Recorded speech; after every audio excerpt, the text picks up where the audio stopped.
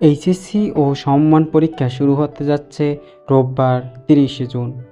প্রশ্নপত্র ফাঁসের গুজবমুক্ত ও নকলমুক্ত পরিবেশে সুষ্ঠু ও সুন্দরভাবে পরীক্ষা নিতে আগামীকাল শনিবার 29শে জুন থেকে 11ই আগস্ট পর্যন্ত সব কোচিং সেন্টার বন্ধ থাকবে।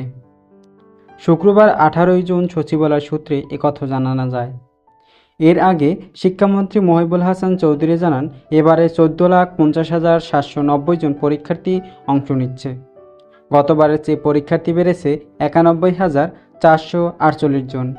তিনি জানান, এইচএসসি পরীক্ষা 2024 এর সব পরীক্ষার্থী নিয়মিত অনিয়মিত মানন্য জাতীয় শিক্ষাক্রম ও পাঠ্যপুস্তক বোর্ড বাংলাদেশ কর্তৃক প্রণীত 2024 সালের পূর্ণ বিন্যাসকৃত পাঠ্যসূচি অনুযায়ী সব বিষয়ে পূর্ণ নম্বর ও পূর্ণ সময় অংশগ্রহণ করবে।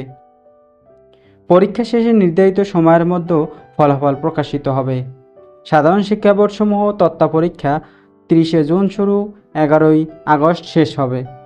ব্যবহারিক পরীক্ষা 12ই আগস্ট থেকে শুরু হয়, শেষ হবে 21শে আগস্ট।